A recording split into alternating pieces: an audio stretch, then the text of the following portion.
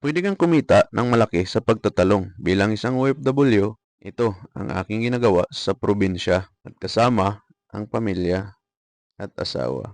At nasubukan din naming nilalako ang aming mga harvest na talong sa kalapit barangay. At ito ang aming buhay sa probinsya. Bilang isang OFW, ito ang aking ginagawa para pag uwi ko, nawawala yung pagod ko at stress sa trabaho dahil nakikita ko ang aking pinatanim ay napakaganda at nasubukan ko ring mag-harvest sa personal.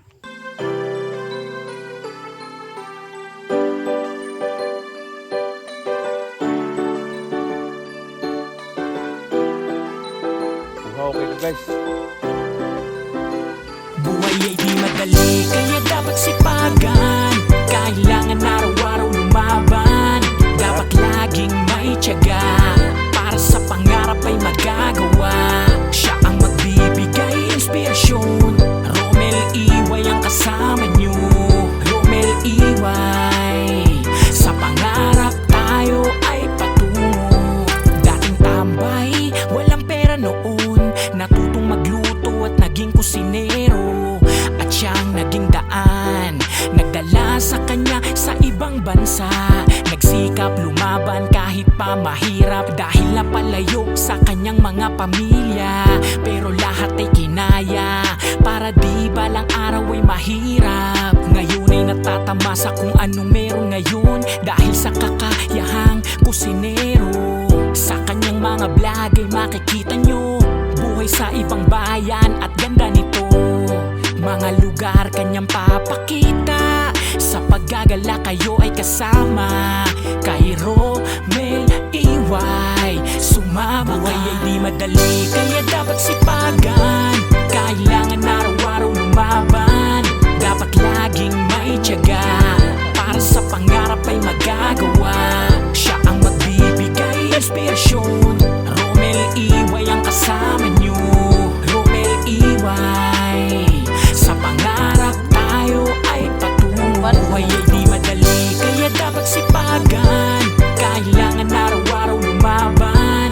Dapat laging may tiyaga, para sa pangarap ay magagawa. Siya ang magbibigay inspirasyon. Romel Iway ang kasama nyo. Romel Iway, sa pangarap tayo ay patungo.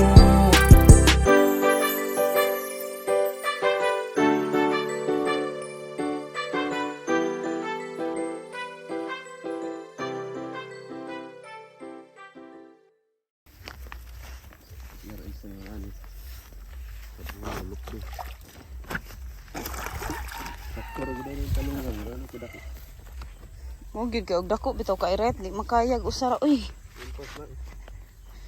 Jud makaya. Malag pra nato nga. Labeng kaya. Duha ka buok. Makaya ra ni siya duha ka tawo. Pero og usa balik gyud.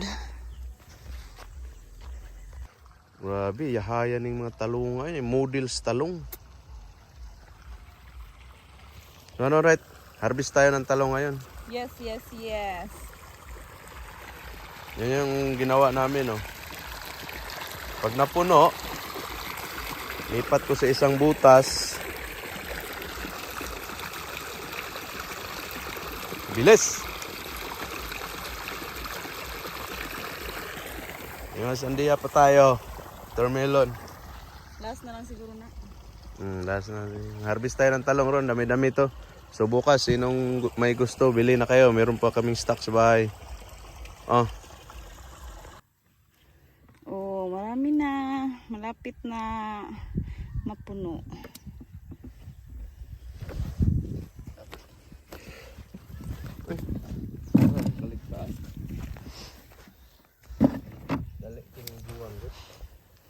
Mo ba?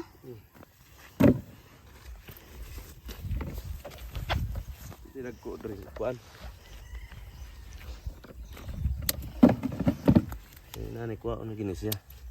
Nagpabutong budak ko pa natin. Nag-harvest na kami kasi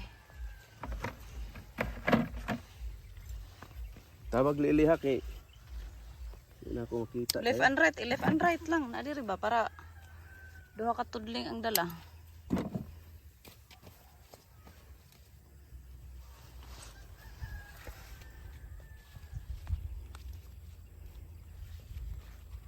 Huwag na niyo. Kay need na siya i-harvest, no? Yan. Ajoy, tambo kay ret, no? Hmm? See that? Thank you, Lord. Kinikuha ko na ni nani. Wala na. Hindi na siya pa. Naya, ibuntak.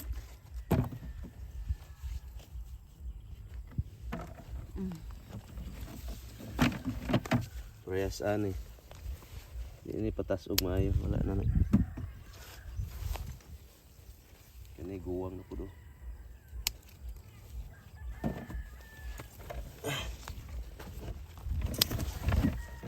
So, pati sa pag-harvest ng talong, kailangan talagang mag-sweat. Okay. Agad ang isa ka kilo is 7 pieces ra jud mga madam. Tungod siyang kadagko ug kabugat.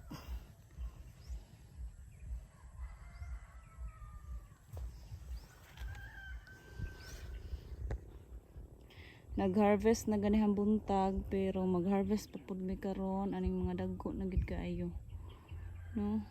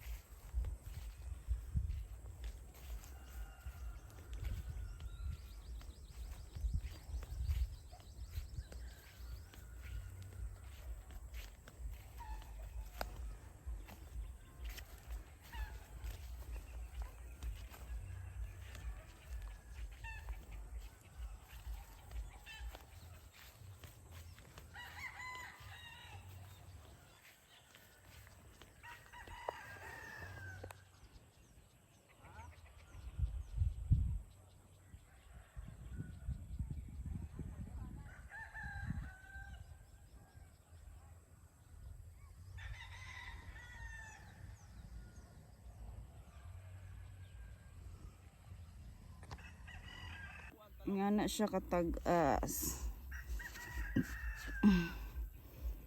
Mga gwapa. Atong talong perting gwapaha.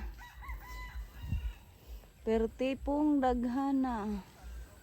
Thank you, Lord. Thank you, Lord.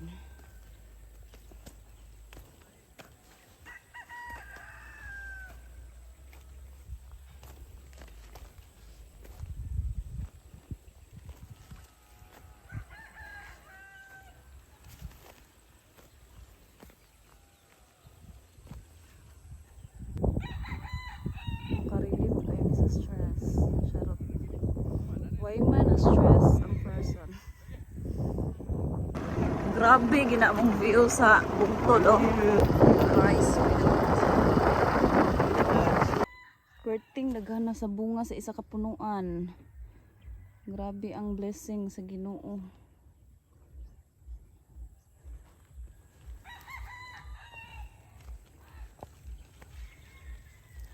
Awa mga madam, so guwapa atong talong. Thank you, Lord, as always.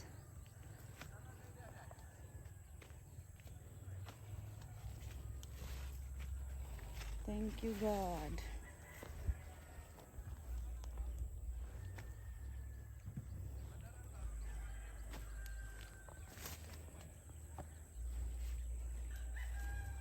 Wow. Itong ipon. 1, 2, 3, 4, 5, 6, 7, 8, 9, 10, 11, 12, 13, 14, 15. 15 ka pieces 15 ka buok ang bunga sa isa ka punuan, mga madam. Right, sa isa ka punuan, 15 ka pieces ang bunga. Amazing God. Anam dai diri oh. Kane? Nya, pretty jung, gwapa ha. Ang anak siya kagwapa. Kane. Abi na ko makahilo ni. Tanawa atong bunga sa talong, mga gwapa.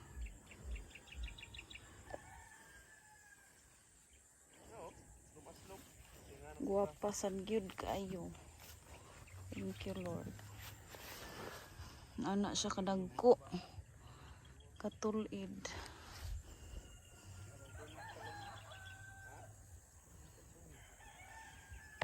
Sa pag-harvest ni wa mi kunti. Oo. Pasko. Ato warat. Kula. Kunting nya aw na sa ako dai. Piso na lang ni eh. Kaning dagko lang. Dagko ra eh. Oh. Ayan, largohon na to kargas motor. Suod ka ni. Suod po tingay ni eh. Gagmay naman dito sa ubos, diri na lang eh. Ako.